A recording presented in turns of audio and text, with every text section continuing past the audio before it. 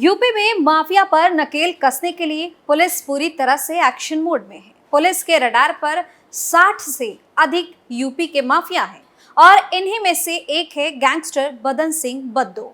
मेरठ का यह बदमाश पिछले कई साल से फरार चल रहा है। यूपी पुलिस ने इसको पकड़ने के लिए जमीन आसमान एक कर दिया है, लेकिन ये बदन सिंह बद्दो हाथ नहीं आ रहा।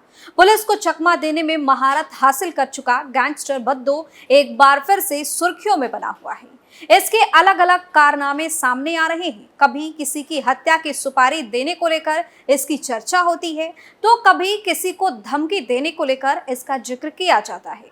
बता दें कि बदन सिंह बद्दो देश से बाहर रहकर जुर्म की दुनिया को मैनेज कर रहा है। 5 लाख का इनामी बद्दो लगातार जुर्म की दुनिया में अपना आतंक कायम कर रहा है।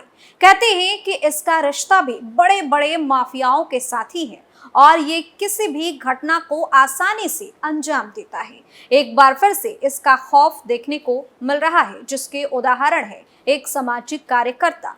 नमस्कार, आप देख रहे हैं कैपिटल टीवी उत्तर प्रदेश और मैं हूं आपके साथ दिव्या सिंह। इस खास प्रोग्राम पर्दाफाश में आपका स्वागत है। पर्दाफाश में आज पर्दा उठाएंगे बद्दो की खौफ से और बताएंगे कि अब किसने बद्दो से परिवार और अपने जान को खतरा बताया है। तो चलिए शुरुआत करते हैं। देश से बाहर रहकर जुर्म की दुनिया में आतंक, जीवा की हत्या के बाद इसकी जान को खतरा, बदन सिंह से डर कर लगाई सुरक्षा की गुहार, 5 लाख के इनामी बद्दो की तलाश तेज। दरअसल दूसरे देशों में बैठा यूपी का डॉन बदन सिंह बद्दो यहाँ की पुलिस और एसटीएफ के लिए सिरदर्द बना हुआ है। मीडिया रिपोर्ट के अनुसार संजीव जीवा हत्याकांड में 5 लाख के इनामी बदन सिंह बद्दो का नाम सामने आया था। इसके बाद बद्दो के अकाउंट से फिर इंस्टाग्राम पर एक पोस्ट अपलोड की गई है। इसमें उसने तमाम मामलों को उससे जोड़ने को लेकर पुलिस पर कटाक्ष भी किया है। वहीं बद्दो के बारे में पुलिस और एसटीएफ कोई जानकारी नहीं जुटा पा रही है। इंस्टाग्राम पर पोस्ट के बाद इंस्टाग्राम के मैसेंजर पर बद्दो को पुलिस की तरफ से कॉल भी की गई, लेकिन कॉल रिसीव नहीं हुई। बद्दो इंस्टाग्राम का आईडीपीआर एसटीएफ से मांगा जा रहा है ताकि पता चल सके कि पोस्ट कहां से अपलोड हुई है। जानकारी के अनुसार इससे पहले भी 14, 16 और 18 अगस्त 2021 और 28 अगस्त 2018 को बदन सिंह के मोबाइल को उसके बेटे सिकंदर ने चलाया था। आईफोन में यह सिम संचालित है जो लंदन से ऑपरेट हुआ था। खैर, जैसे ही बद्दो की तरफ से कोई पोस्ट डाला जाता है, पुलिस जांच में जुट जाती है। इन सब के बीच एक सामाजिक कार्यकर्ता ने बद्दो से अपनी जान को खतरा बताया है। इतना ही नहीं, डॉन बदन सिंह बद्दो के खौफ की वजह से सामाजिक कार्यकर्ता ने पुलिस से सुरक्षा की गुहार लगाई है। बद्दो की गिरफ्तारी को लेकर हाई कोर्ट में याचिका लगाने वाले अभिषेक सोम ने जान की गुहार लगाई है। जी हाँ, बता दें कि लखनऊ में हुई गैंगस्टर संजीव जीवा की हत्या में बद्दो का नाम सामने आने के बाद सोम को खतरा महसूस होने लगा है। दरअसल लखनऊ पुलिस की चार्जशीट में सामने आया है कि जिला कोर्ट में 7 जून को संजीव जीवा की हत्या पश्चिमी यूपी के माफिया बदन सिंह बद्दो ने 50 लाख की सुपारी देकर करवाई थी। इसके बाद से अभिषेक सोम को जान का भय सताने लगा है। उन्होंने बद्दो को गिरफ्तार करने में मेरठ पुलिस की असफलता को लेकर 2020 में इलाहाबाद हाईकोर्ट में याचिका दायर की थी। सोम ने बताया कि बद्दो का संबंध पंजाबी गैंगस्टर लॉरेंस बिश्नोई के साथ भी है। जानकारी के अनुसार शास्त्री नगर निवासी सपा नेता अभिषेक सोम एसएसपी कार्यालय पहुंचे और एसएसपी को शिकायती पत्र देकर पुलिस हिरासत से फरार 5 लाख रुपए के इनामी बदमाश बदन सिंह बद्दो से अपने जान का खतरा बताया। सपा ने बताया कि बद्दो फेसबुक पर सक्रिय है और उसके संबंध एक बड़े गैंग से है। वह कभी भी किसी भी घटना को अंजाम दे सकता है। 4 साल पहले पुलिस कस्टडी से फरार होने के बाद भी अभी तक पकड़ा नहीं जा सका है। इसकी शिकायत प्रमुख सचिव गृह से की गई थी, जिसके बाद कोर्ट के आदेश पर बद्दो के मकान को ध्वस्त कर दिया गया। इसी कारण बद्दो उनसे और उनके परिजनों से रंजिश रखता है। उसने संजीव जीवा की भी हत्या कराई है। बद्दो देश में ही है और अपनी लोकेशन बदल रहा है। कुछ दिन पहले उसकी लोकेशन उत्तराखंड में मिली थी। इसके बाद भी कुख्यात की गिरफ्तारी नहीं हो पा रही है।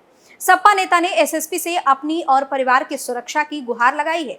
वहीं मामले में मेरठ के एसएसपी रोहित सिंह सजवान ने बताया है कि सपा नेता अभिषेक सोम को सुरक्षा दिए जाने की एप्लीकेशन पहले रद्द की गई थी, लेकिन अभी तक हमने उनके खतरे को देखते हुए सुरक्षा का आकलन किया है और इसके बाद कोई फैसला लिया जाएगा। गौरतलब है कि पश्चिमी यूपी में जमीन पर कब्जे के साथ ही अन्य आपराधिक गतिविधियों में बद्दो और जीवा गैंग में टकराव होता रहा था।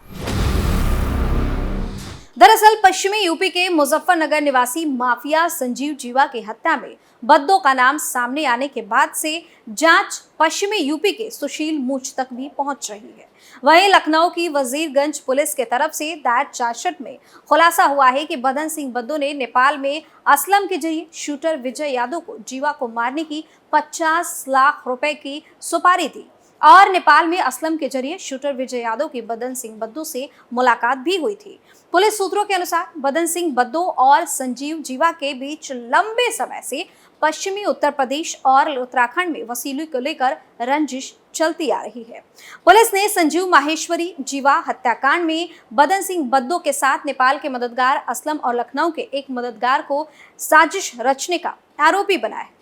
संजीव जीवा ने बदन सिंह बद्दो के द्वारा हत्या किए जाने के डर से ही मुजफ्फरपुर नगर कोर्ट में वीडियो कॉन्फ्रेंसिंग से पेशी कराने को लेकर अर्जी दी थी। लखनऊ पुलिस को शक है कि हत्याकांड में बद्दो के साथ पश्चिमी यूपी के दूसरे माफिया सुशील मूछ ने मिलकर साजिश रची और पश्चिमी उत्तर प्रदेश में अपना राज स्थापित करने के लिए जीवा की हत्या करवा दी गई।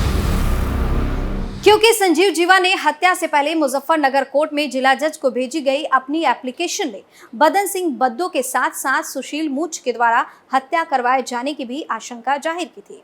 साल 2007 में संजीव जीवा ने हरिद्वार के कोतवाली थाना क्षेत्र में ही अपने 2 अन्य साथियों इंदर शर्मा और नागेंद्र ब्रह्मचारी के साथ मिलकर सुशील मूछ के करीबी हरवीर सिंह की हत्या कर दी थी। हरवीर सिंह सुशील मूछ गैंग का करीबी था और इस हत्या ने ही उत्तराखंड में सुशील मूछ के सामने संजीव जीवा को स्थापित कर दिया था।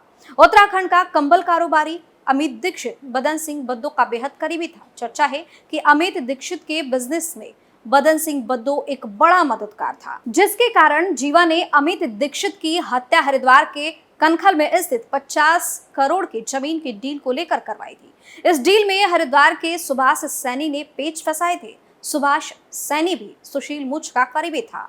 संजीव जीवा ने सुभाष सैनी को भी रास्ते से हटाने की कोशिश की, लेकिन वो 2 बार असफल हो गया और सुभाष सैनी बच गया। वहीं तीसरी बार जमीन की डील में शामिल अमित दीक्षित उर्फ गोल्डी की हत्या करवा दी। सूत्रों का कहना है कि उत्तराखंड में कीमती जमीनों की डील और वसूली के धंधे में वर्चस्व को लेकर संजीव जीवा धीरे धीरे सुशील मूछ और बदन सिंह बद्दो के लिए चुनौती बन गया था। यही वजह है कि लखनऊ पुलिस संजीव जीवा हत्याकांड में अब सुशील मूछ की भूमिका पर भी जांच कर रही है। बता दें कि मामूली ट्रक ड्राइवर से उत्तर प्रदेश का मोस्ट वांटेड माफिया बनने तक का सफर बदन सिंह बद्दो ने तय किया है। वहीं फर्रुखाबाद से गाजियाबाद पेशी के दौरान ले जाते समय पुलिस कस्टडी से फरार हो गया था। 28 मार्च 2019 को बद्दो ने मेरठ के एक होटल में 6 पुलिस कर्मियों को जमकर शराब पिलाई और फरार हो गया था, जिसके बाद पुलिस कर्मियों पर भी कड़ी कार्रवाई की गई थी। फिलहाल पर्दाफाश में इतना ही। देखते रहिए कैपिटल टीवी उत्तर प्रदेश। नमस्कार।